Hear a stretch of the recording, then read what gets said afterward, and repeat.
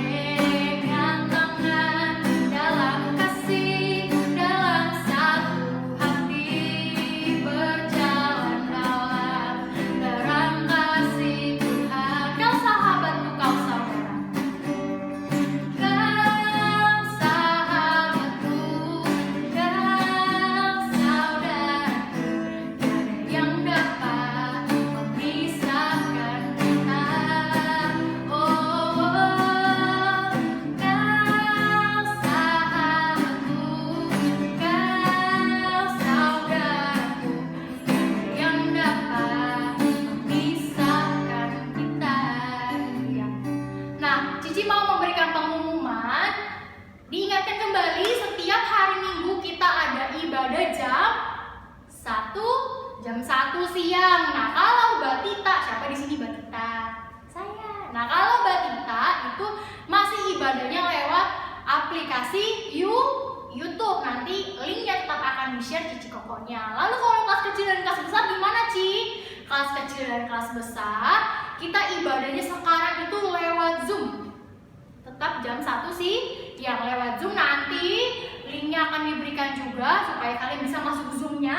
Nanti bisa ibadah sama-sama dengan temannya, mendengarkan firman Tuhan sama-sama, dan kita nanti bisa bermain bersama-sama. Kita memenangkan firman Tuhan, kita akan pujian Bapakku datang padamu, naikkan ucapan syukur. Semuanya sikap sungguh-sungguh. Kita akan pujian Bapakku datang padamu.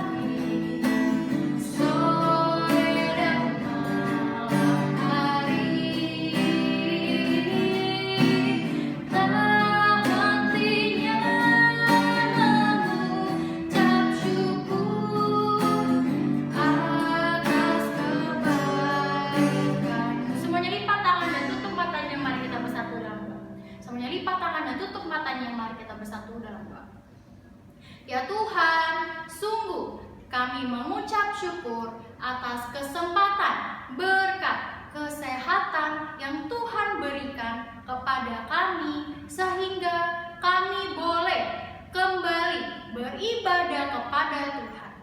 Sebentar, kami mau mendengarkan firman Tuhan.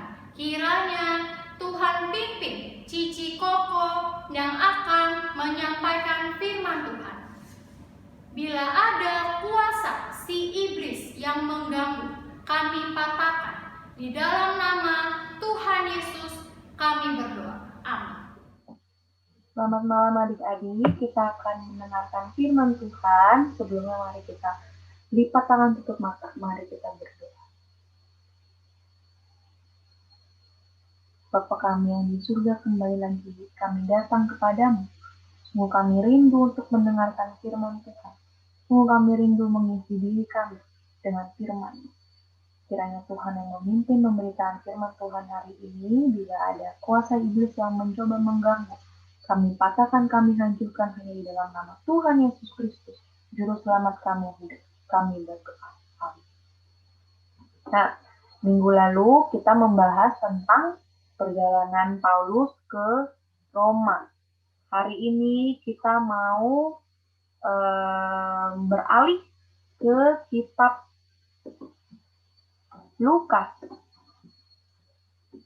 Kitab Lukas pasalnya yang ke-10 ayat 1 sampai 12, lanjut ayat yang ke-17 sampai 20.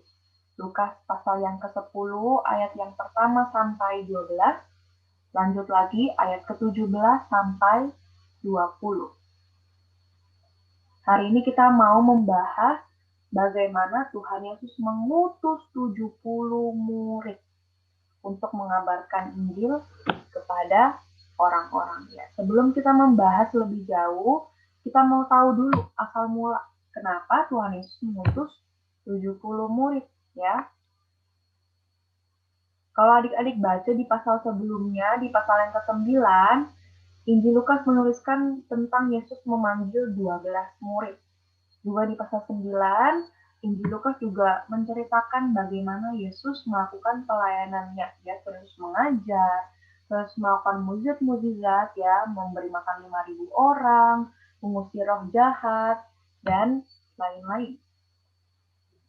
Nah, kalau kita melihat pada waktu itu di Lukas pasal yang ke-10 ini, kalau kita melihat sejarahnya, ini itu sudah genap tahun ketiga Tuhan Yesus melayani. Kita tahu kalau Tuhan Yesus itu melayani dunia selama berapa tahun? 3,5 tahun. Jadi otomatis pada waktu itu, waktu Tuhan Yesus tinggal setengah tahun lagi, tinggal 6 bulan lagi sebelum akhirnya Tuhan Yesus menyerahkan dirinya dan mati di kayu salib. Nah, coba kita lihat di ayat yang pertama.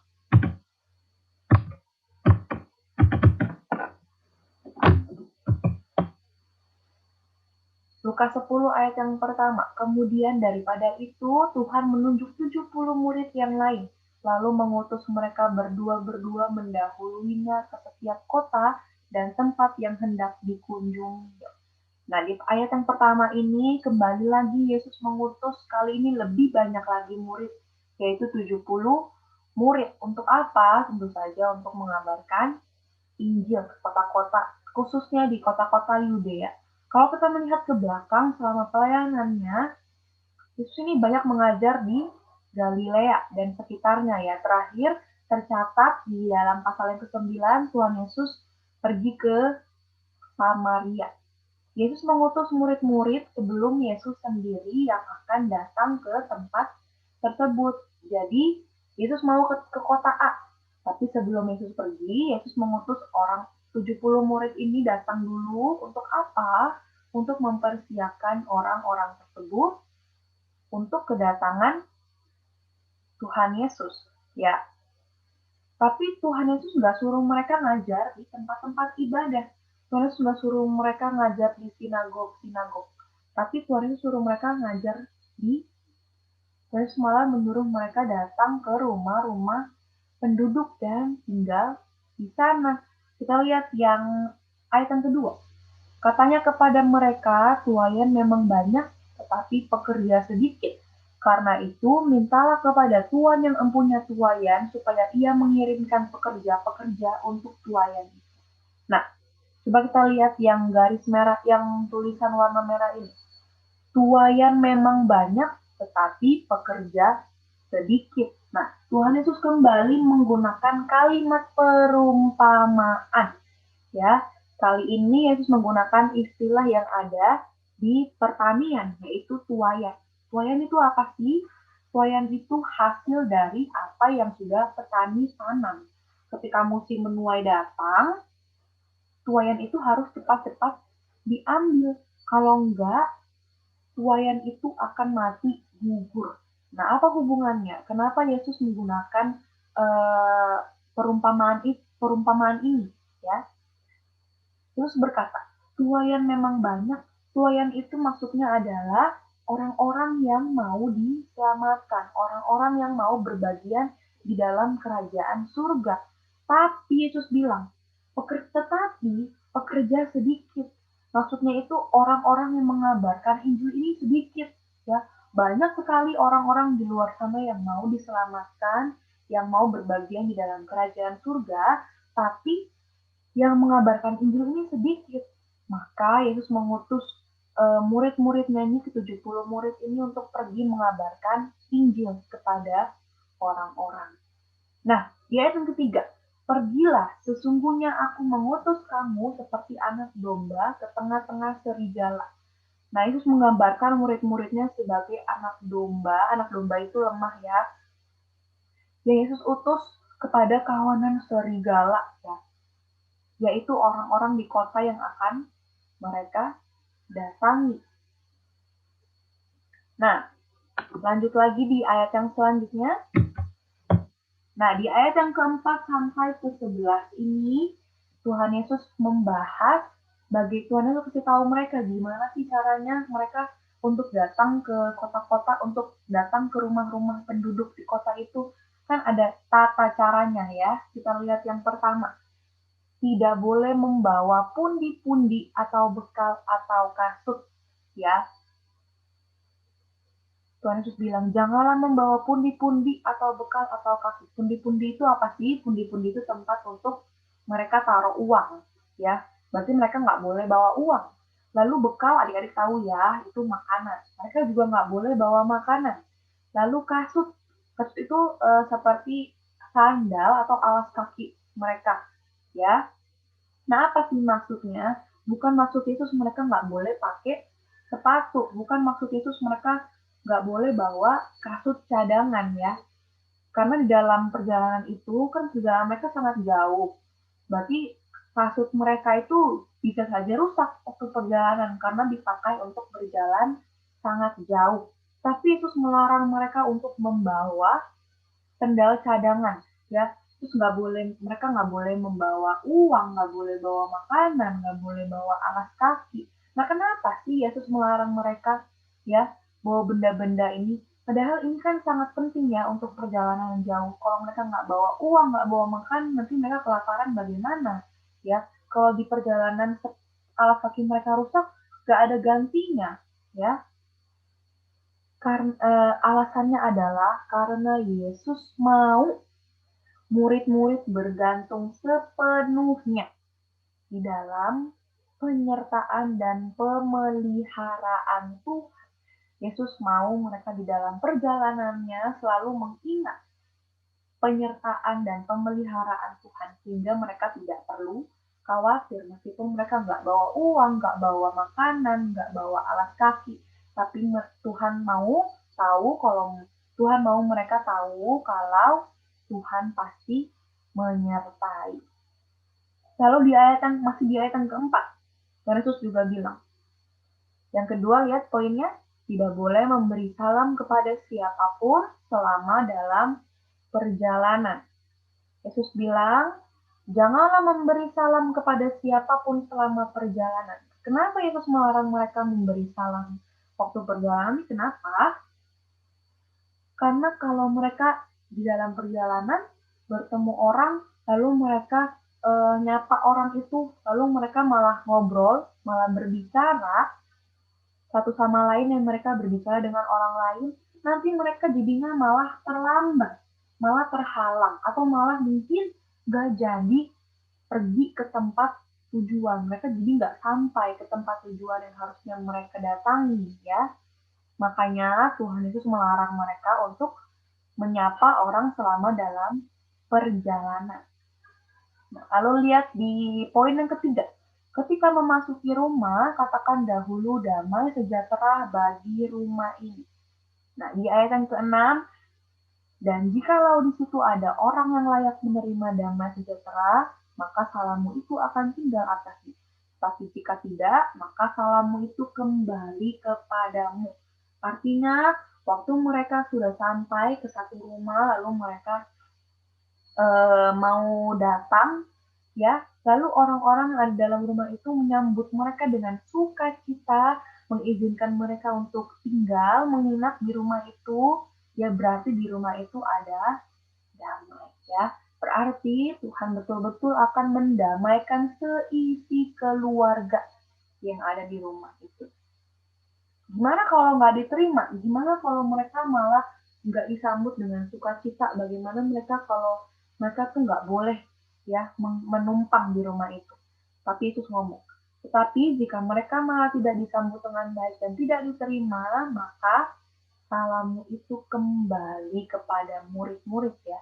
Maka salammu itu kembali kepadamu, ya, kembali kepada murid-murid. Nah, lalu lihat di poin selanjutnya. Poin yang keempat, mereka harus tinggal di rumah itu, makan dan minum apa yang diberikan. Ayat yang ketujuh, tinggallah di rumah itu dan makanlah dan minumlah apa yang diberikan orang kepadamu. Sebab seorang pekerja patut mendapat upahnya.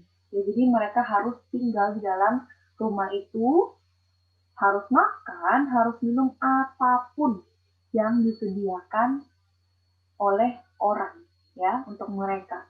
Lalu Yesus bilang lagi, sebab seorang pekerja patut mendapat upahnya. Nah, Yesus ini mau kasih tahu kepada murid-muridnya tadi, kalau meskipun mereka nggak bawa uang, mereka nggak bawa makanan, ya, mereka nggak bawa apa-apa, tapi Tuhan pasti akan mencukupkan kebutuhan mereka. Mereka nggak akan kelaparan, mereka nggak akan kehausan, karena Tuhan pasti mencukupkan kebutuhan mereka. Melalui siapa? Melalui orang-orang yang mereka kunjungi. Nah, lalu yang di poin kelima, tidak boleh berpindah-pindah rumah, ya. Jadi ketika mereka sudah masuk dan sudah diterima di dalam satu rumah, mereka nggak boleh pindah-pindah ke rumah lain. Mereka harus tetap tinggal di rumah tersebut sampai pada waktunya. Nah, lalu poin selanjutnya, poin ke-6. Ketika memasuki sebuah kota dan jika diterima di situ, makanlah apa yang dihidangkan. Sembuhkanlah orang-orang sakit, katakanlah kerajaan Allah sudah dekat padamu. Nah, di ayat yang kelima sampai ke-7 ini kita membahas tentang mereka, apa yang harus mereka lakukan ke dalam satu rumah. Nah, di ayat yang ke-8 sampai 10 ini adalah tentang apa sih yang mereka harus lakukan ketika mereka masuk ke satu kota. Nah, kalau ketika mereka memasuki ke dalam satu kota dan orang di kota tersebut menyambut mereka dengan baik, ya, seperti menegur sapa mereka, mengajak mereka untuk singgah, ya, ke dalam rumah mereka, maka mereka harus makan dan minum di dalam kota yang apa yang disediakan orang-orang di kota tersebut, ya. Dan itu juga menyuruh mereka untuk menyembuhkan orang-orang sakit di sana. Tentu saja dengan kuasa Tuhan mereka bisa sembuhin orang sakit. Lalu mereka harus berseru kepada orang-orang, kerajaan Allah sudah dekat. Nah, sudah waktunya Allah memerintah atas kamu sebagai raja, supaya mereka bersiap menanti, supaya orang-orang yang ada di kota tersebut siap menanti kedatangan kerajaan Allah, ya. Nah, lalu poin yang ke-7, bagaimana kalau mereka nggak diterima? Ya? Jika tidak diterima, maka pergilah ke jalan raya kota tersebut dan serukanlah, juga debu kotamu yang melekat pada kaki kami bebaskan. kami kebaskan di depanmu. Tetapi ketahuilah ini, kerajaan Allah sudah dekat. Nah, lalu bagaimana kalau mereka nggak disambut dalam kota itu? Ya, mereka tidak diterima, mereka tidak disambut dengan baik. Bagaimana? Yesus menyuruh mereka untuk pergi ke jalan raya. Ya, kalau jalan raya itu banyak orang-orang di sana, banyak orang-orang yang bisa mendengarkan mereka. Nah, mereka disuruh Yesus untuk memberikan teguran kepada orang-orang di kota itu, ya. Kalian harus berseru, juga debu kotamu yang melekat pada kaki kami kebaskan di depan, ya. Apa maksudnya? Debu di kotamu itu maksudnya adalah penolakan dari kota itu. Ya, ketika mereka menolak dan tidak menyambut kedatangan murid-murid tetap memperingati orang-orang di kota tersebut, ya. Walaupun kalian menolak kami, walaupun kalian tidak menerima kami tetap memperingati kalian bahwa sesungguhnya kerajaan Allah sudah dekat. Sudah tiba saatnya seorang raja akan datang memerintah atas kamu. Lanjut di ayat yang ke-12. Nah, di ayat yang ke-12 ini, aku berkata kepadamu, pada hari itu Sodom akan lebih ringan tanggungannya daripada kota itu. Ya, apa maksudnya? Apa maksudnya pada hari itu? Pada hari itu adalah hari di mana Tuhan menghakimi dunia.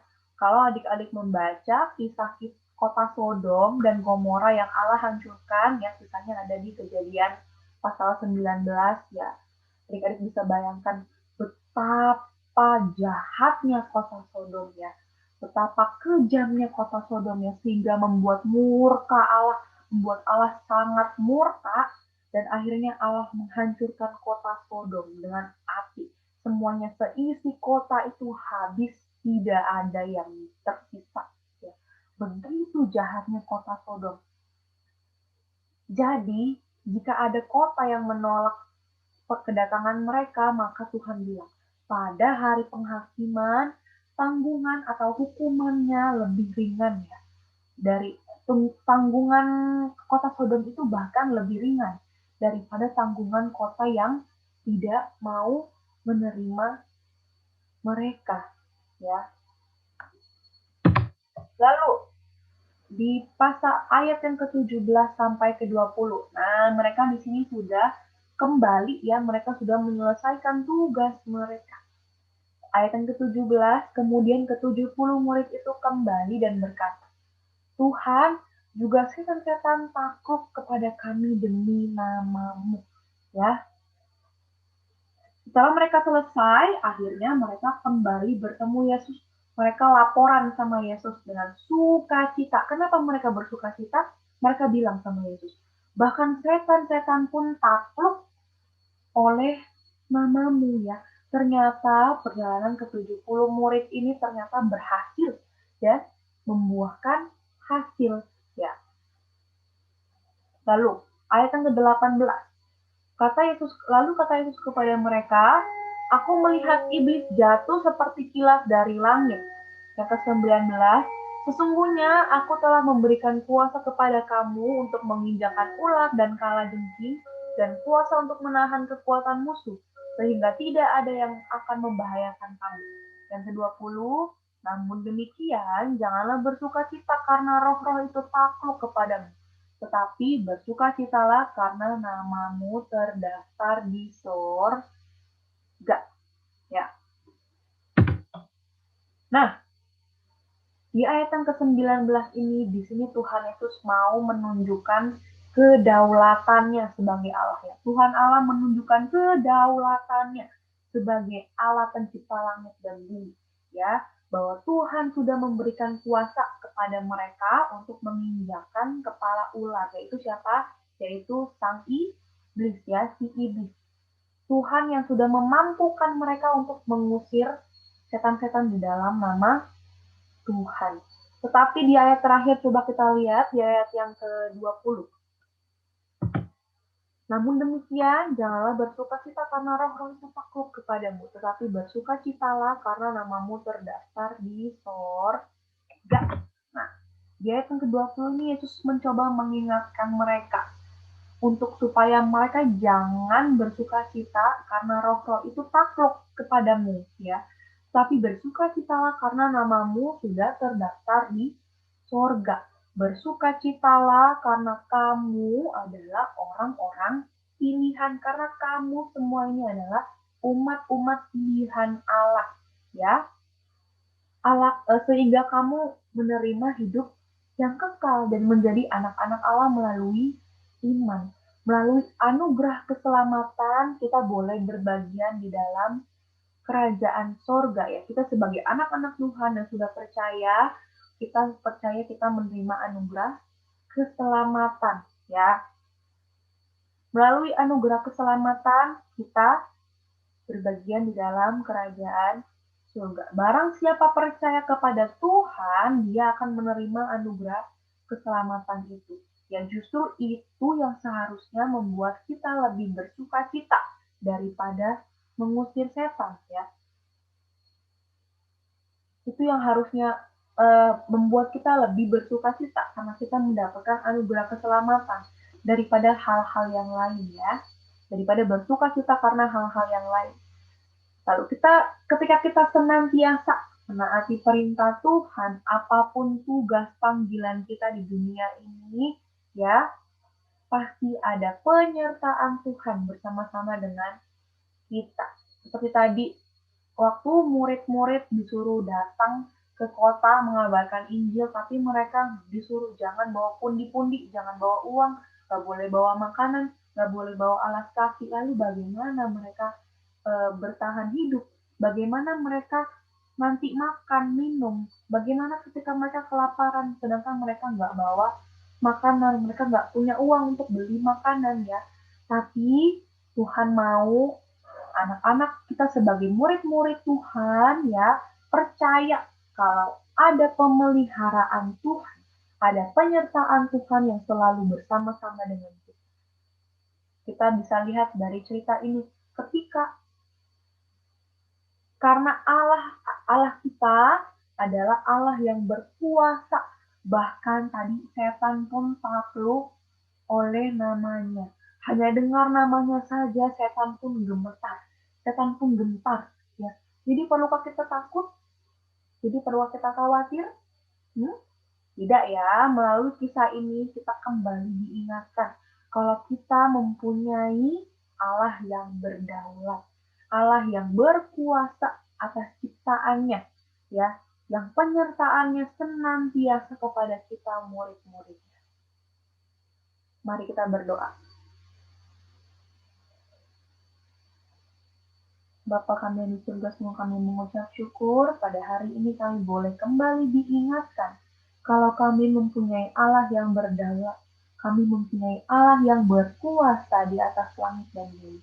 Bahkan setan pun gemetar, setan pun gentar hanya oleh namamu.